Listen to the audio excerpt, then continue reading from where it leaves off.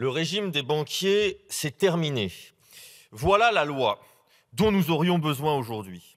Cette proposition de loi que nous examinons ne suffira pas à supprimer les abus des banques. Ces escrocs qui sélectionnent de manière discrétionnaire leurs clients, s'engraissent sur le dos des plus pauvres, fraudent le fisc, multiplient les investissements polluants. Mais c'est mieux que rien. Dans notre pays, avoir accès à un service bancaire est un droit. Mais voilà que de trop nombreuses banques décident de fermer des comptes bancaires sans avoir à ne rien justifier. Les pauvres, dehors. Pardon, il faut dire que le profil du client est trop à risque. Comprenez, il ne rapporte pas suffisamment d'argent. Et tout ça, sans besoin de justification. C'est le régime du fric et de l'arbitraire. Pourtant, un compte en banque fermé, du jour au lendemain, c'est des difficultés bien concrètes. Aujourd'hui, comment est-il possible de vivre ne serait-ce que quelques jours, quelques semaines, voire quelques mois sans compte bancaire? Parce que oui, sans compte bancaire, pas de salaire, pas de pension de retraite, pas de remboursement de frais médicaux, pas de paiement de loyer. Alors nous avons vu en commission, et aujourd'hui de nouveau un peu, les macronistes s'évertuer à tout faire pour empêcher que ce tout début de mise en place d'une minuscule transparence des banques soit encore amoindri.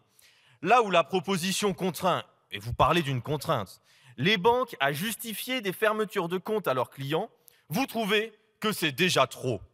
Les Français devraient en plus faire la démarche eux-mêmes de demander à la banque des justifications. La réalité, c'est que vous savez pertinemment que le recours à un droit est un parcours du combattant pour beaucoup. Savez-vous, par exemple, que 17% de la population française est concernée par l'électronisme?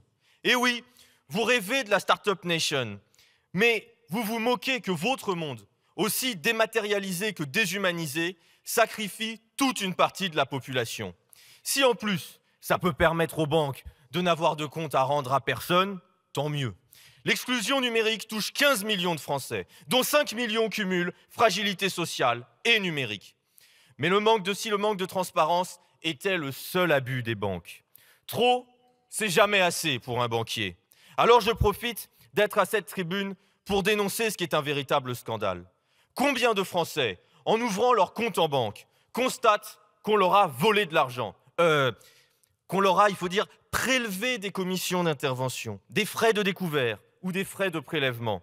Oui, les banques se remplissent les poches en se servant dans les comptes en banque des plus pauvres. Ils prennent à ceux qui galèrent à manger de quoi engraisser un peu plus les actionnaires, sous le regard complice d'un gouvernement macroniste qui pense sans doute qu'il est dans l'ordre des choses, que les riches prennent aux pauvres. Mais pour un banquier, je vous l'ai dit, trop, c'est jamais assez. Alors ça augmente, 14% en 5 ans. Et cette année encore, il devrait augmenter de 5%. Au nom de quoi les banques sont-elles autorisées ainsi à prélever cet impôt privé? C'est un racket organisé. Pourquoi les frais bancaires sont-ils du vol? Parce qu'ils ne rémunèrent rien, ne correspondent à aucun travail. Ce sont des opérations menées en quelques secondes, automatisées, sur lesquelles les banques font 86% de marge en moyenne. Pour quel butin? 6,5 milliards d'euros pris chaque année sur 8 millions de Français. Et à qui profite le crime? Aux actionnaires, comme d'habitude. Les 5 plus grands groupes bancaires français ont réalisé 32 milliards d'euros de profit en 2024. Les 2 plus grands groupes bancaires ont versé 6 milliards d'euros de dividendes chacun l'année dernière. Les banques sont en lice pour le record du plus grand braquage de l'année. Remarquez, en termes de record, les actionnaires ont déjà la palme. 100 milliards d'euros de dividendes l'année dernière, la même année du record du nombre d'entreprises qui ferment. Coïncidence, évidemment. Et pendant ce temps-là, les pauvres paient et paient encore. En moyenne, 300 € par an de frais bancaires. La Macronie nous vantait le ruissellement, ils ont fait mieux. Ils ont réussi à inverser la gravité. La richesse ruisselle des travailleurs et des précaires qui produisent vers les actionnaires qui se gavent.